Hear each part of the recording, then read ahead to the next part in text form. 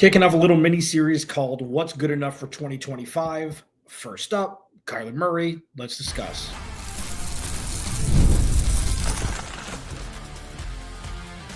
You are Locked On Cardinals, your daily Arizona Cardinals podcast. Part of the Locked On Podcast Network, your team every day. Cardinals, Alex Clancy here. Follow me on Twitter at Clancy's Corner. Follow the podcast at Locked On AZ Cards. Thank you for making Locked On Cardinals your first listen, free wherever you get your podcast, and on YouTube, part of the Locked On Podcast Network, your team every day. Please go to the YouTube channel, search Locked On Arizona Cardinals, hit that subscribe button, man. Say the same thing every damn day. And I have been in some form or fashion going on 9 seasons. Like, what are we doing here? We're growing up together. And we've seen so many iterations of this organization, from really bad to peaks of really good to everything in between, and, failures down the stretch of each of the last 3 or 4 seasons. So this is a series that I've wanted to do, and I didn't really know exactly how to do it or how to package it. And I think what I'm going to be doing here, it's what's good enough for 2025. And I'm going to pick out a specific player. Okay, on offense. And then on defense, I think I'm going to go by group. I think it's just better. Highlighting one specific defensive player when you're a cog of a bigger machine. And, defense is based on, trust and instinct. So it's a lot less rigid than offense calling 50 plus times, 50 plus plays a game. So offense, Kyler Murray, Marvin Harrison Jr., Trey McBride, maybe James Conner. I think the James Conner one's interesting because I might do an honorable mention show with like 4 or 5 people in one show instead of doing them all. But I think highlighting the 3 most important players on offense outside of the offensive line, Kyler Murray, Marvin Harrison Jr., and Trey McBride, that's where we're going to start. And we'll grow this together. Okay. First segment is going to be what's good enough for 2025. And what's not good enough for 2025 in the second segment, and what I think is going to happen in the third. I think this is going to be fun. It's going to be a fun exercise as we kind of are on this rainbow bridge of this is not where football is happening yet, and we need to find really important things to talk about without any new information between now and when, real camp starts in a handful of weeks. So this is going to be part of that gap bridging, I guess you could say. What's good enough for Kyler Murray in 2025? Okay, let's Dora the Explorer this. So what I think for Kyler, as it's never really been about numbers for me, it's been about impact. He's not going to have Joe Burrow numbers. He's not going to have Josh Allen or Lamar Jackson numbers. And he doesn't really have to. But in 2025, what I see a good enough year for him is definitely, unequivocally, winning more games for the team than he loses. And last year, we saw both sides, like we've seen both sides of ever since he's come into the league in 2019, obviously on different rungs of the ladder because, he's gotten better. The teams have been better. Teams are bad, whatever it is. For me, for Kyler Murray, what good enough in his 2025 is not just 10 plus wins. It's being a trusted entity at the end of important games to go down and get points. And most importantly, like something we haven't seen before, we haven't seen as much of. I want to see a lot more victory formation in 2025. One of the things that we've been missing, period, is you're up 4 or you're up 2, 2-minute drill. The other team has 3 timeouts, 2 first downs, and you win. We don't see the second first down. A lot of times we don't see the first down.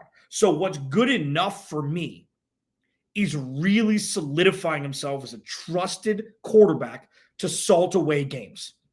And we saw it come from behind wins last year. Okay. We saw 4 march downs, the majority of them were field goals for wins, but we saw it and we've seen it. It's not like it's like this, this figment of everyone's imagination, but down the stretch, last month, last 6-8 weeks of the season, That's where we need to see it. That's where good enough is going to be. And obviously, that's where the wins will come, and you'll get over 10, and we'll be having a different conversation as maybe they're hosting a playoff game in the second round, whatever it is. That's good enough. Now, you noticed I didn't talk about running the ball. I didn't talk about yardage. I didn't talk about anything like that. To put that into kind of comparison for what I expect or what I think good enough should be. And we're not talking about perfect.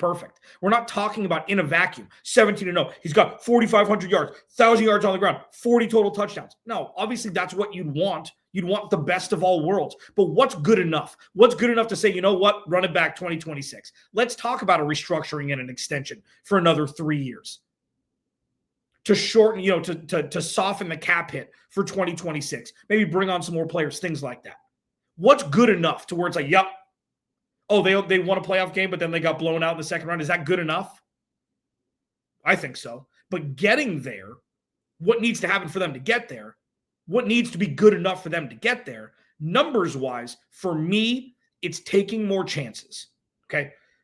Kyler Murray was, I think it was his second year. I think it was 2020. He was the most sacked quarterback in the NFL. It was him and Russell Wilson. Upwards of 50 sacks. I think the number was 48. It's just, I have things in my head. I think they're right. McKenna, get on that for me. But it's because he didn't want to throw the ball. He didn't want to throw. He didn't want to throw challenged passes to give the wide receiver an opportunity to go get it. Now, we've seen bad throws from him, like Hail Mary throws in a triple coverage. One was against Marv last year. Can't remember the game it was. They got intercepted. It's like, that's not what I'm talking about. I'm talking about understanding and trusting your ability as a ball thrower to be able to put the football in just the vicinity of two of the better ball catchers in the NFL, and Marvin Harrison Jr. and Trey McBride, and let them go do what they do. There's that gap that needs to be bridged there too. Because Kyler Murray can be special. We've seen it time and time again. When Kyler Murray is doing special things, not 7 quarterbacks can do what he does in the NFL. Now, they're fleeting. We don't see them as much as we would like when he's on the field, but that's the frustration when it comes to Kyler Murray. It's like, dude, we've seen it. We've seen you be special. We've seen all-pro level. We've seen MVP level. And I'll tell you what, Trevor Lawrence on his best day isn't at MVP level. Okay? There are so many quarterbacks on their best day that are not MVP level. We've seen that from Kyler Murray. We've seen it a lot over the last handful of years. But the other side, the other coin that we've seen is bottom 10 quarterback. It doesn't make any sense. So in summation, what's good enough for Kyler Murray in 2025? The last 2 months of the season. Be as good in the last 2 months as you are in the first handful of months. That's really what it comes down to. That's really what it comes down to. The yardage, the numbers, I don't really care. Like, you want to throw in, score more touchdowns and field goals? Like, the Cardinals scored a slew of games on their first score touchdown. And then, towards the end, it was field goals. Winning teams score touchdowns in touchdown scoring situations. Losing teams kick field goals because they can't find a way to get in the end zone. So it's a little bit more abstract for him because he can run the ball, he can throw the ball. He's been all pro level on the field, which is, you can't say for 10 quarterbacks. But the other side is just not good enough. It's just not good enough. So what is good enough to run it back in 2026? The floor needs to raise a bunch. I don't care about the ceiling. I feel like that's a fool's. It's like, oh, the flashy stuff, that's great. Convert on 3rd and 8 when the other team has no timeouts and you're up 1 in your own territory. So you can get a victory formation. That's what's going to be good enough in 2025. What's not going to be good enough? I'll discuss it next. Locked On Cardinals, your team every day. This episode of Locked On Cardinals is brought to you by our friends over at Monarch Money. Ever check your bank account and wonder, where'd all my money go? Between dining out, online shopping, and entertainment, it's easy to lose track. And that's where Monarch Money comes in, man, your personal CFO, giving you full visibility and control over your finances. Monarch Money isn't just a budgeting app. It's a complete financial command center. You can track all of your accounts, investments, and spending all in one place, So you stop just managing your money and start building wealth. There's a big difference. Instead of juggling multiple apps, you can use Monarch to check your finances, track your spending, and plan long-term goals. Like, you don't have to piecemeal together a financial plan with a bunch of different apps. Monarch Money has you covered all in one place. Take control of your finances with Monarch Money. Use code LOCKEDONNFL at monarchmoney.com for 50% off your first year. That's monarchmoney.com, code LOCKEDONNFL for half off your first year. Welcome in. Locked On Cardinals, your team every day. I'm stoked. Who doesn't like a mini series, man? Like, forever, I was the one that was like, oh man, Blacklist has 25 episodes for 9 seasons. I'm stoked. I can watch this show forever. And now I'm like, give me 6 episodes, baby. I'm out. Give it to me. Give me Lupin. Give me that one with Robert De Niro. It's like 6 episodes. Like, hell yeah. In and out, bro. And that's what this miniseries is that I present to you. It's going to be under 10 episodes. Blacklist, fantastic show, by the way. Just. Red Reddington, just incredible. 1 million episodes. And the antithesis of the positive of a miniseries. But I digress. So, what will not be good enough for Kyler Murray? Let's do the easy stuff first. If we see the same rinse and repeat copy from what we've seen during the second half of all of the seasons, that's not good enough. Even if, this is the tricky part. Say because they very well can. There is a juiced up part of their early schedule where they can start 6-1 or 7-1. They 100% can. Say they,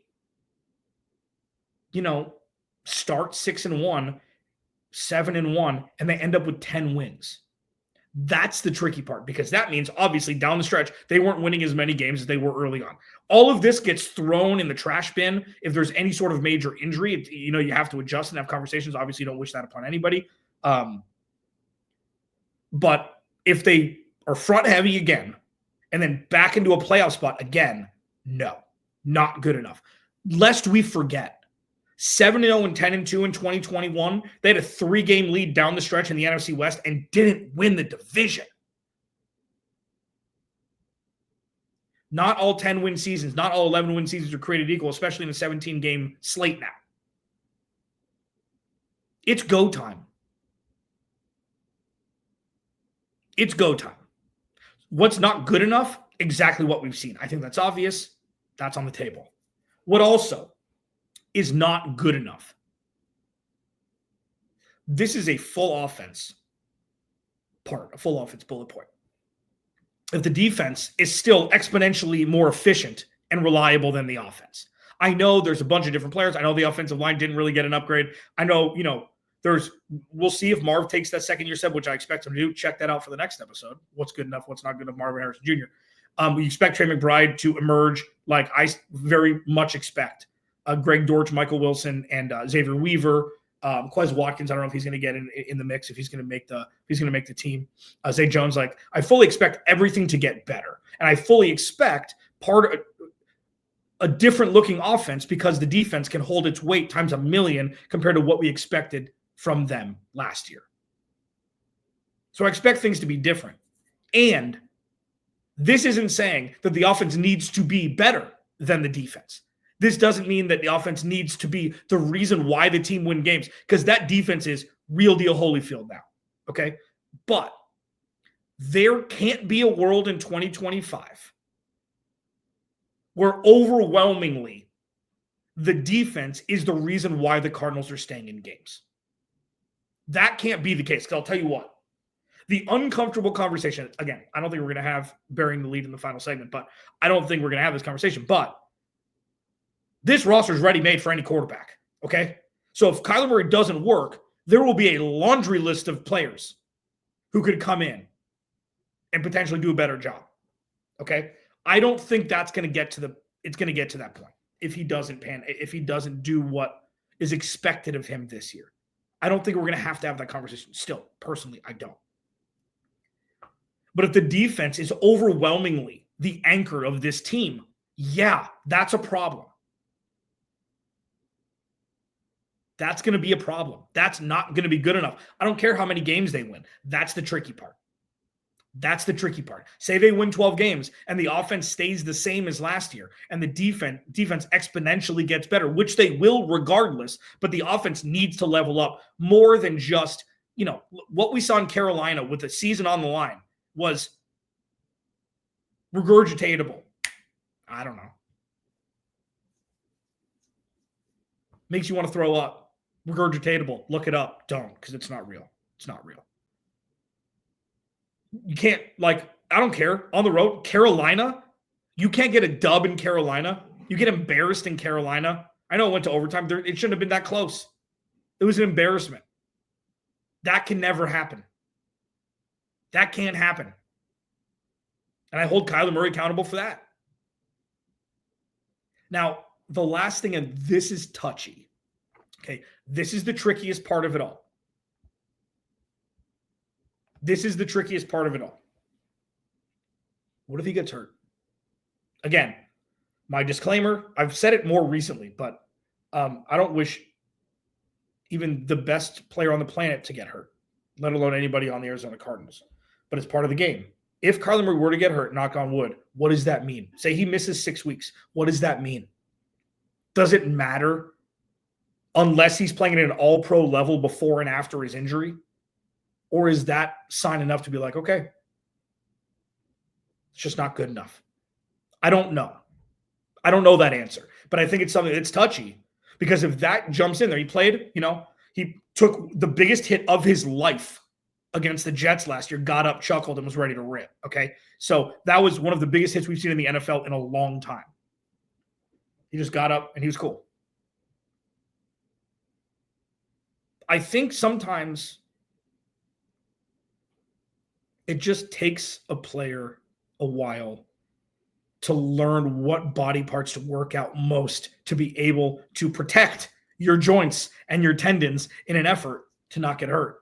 Obviously, there's luck involved too. But if he gets hurt and misses a month and he plays well, but they win 10 games and maybe they're out in the first round of the playoffs, is that good enough? I don't know. Obviously, you don't wish that, again, upon anybody. What's my prediction? What do I think will happen in 2025 for Kyler Murray? I'll discuss it next. Locked On Cardinals, your team every day.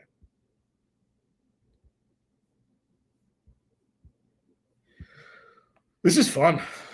Dude, seriously, the blacklist is excellent. Excellent. Unrewatchable because there are 7,000 episodes. Okay. What do I think is going to happen in 2025?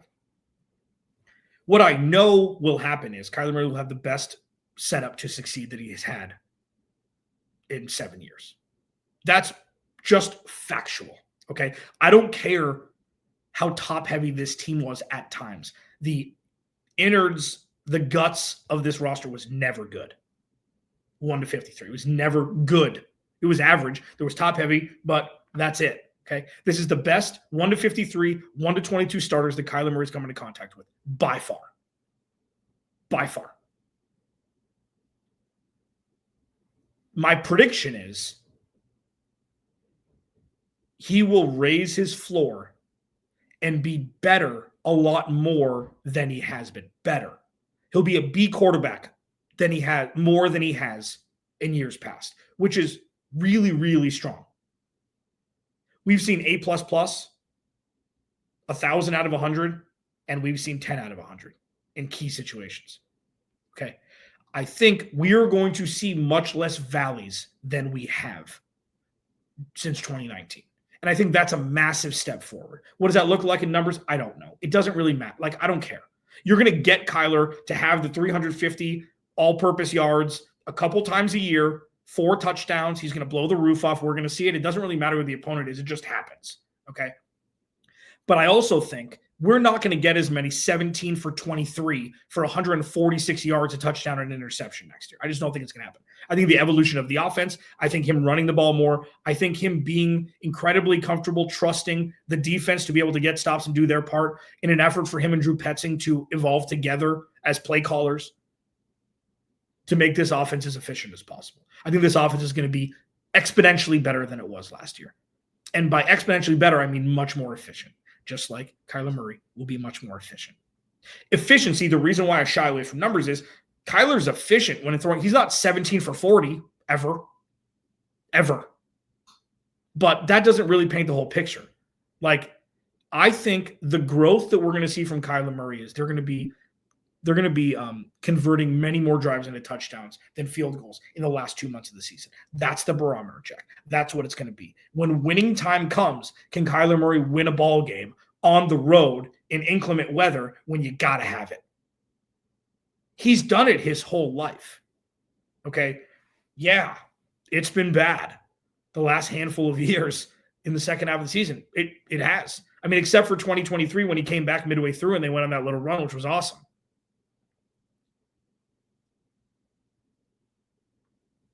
I don't think Kyler Murray is going to be somebody to worry about at the end of 2025. I just don't.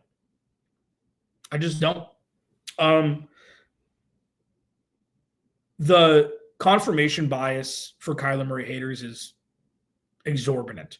You can pick out a bunch of things as to why he may not be the guy. Still picking the Rams game in the playoffs 4 years ago now. It's kind of lazy, but people will pick what they want. I think Kyler's going to be great. I think he's going to be a Pro Bowler. I think this is something that, just like who I will be talking about on Friday, Marvin Harrison Jr., this past year was a massive wake-up call. And it doesn't matter that he's been in the league for a handful of years already in Kyler. It's been a massive wake-up call because he's never been the real reason why the Cardinals haven't succeeded. There's always been other things on top of that.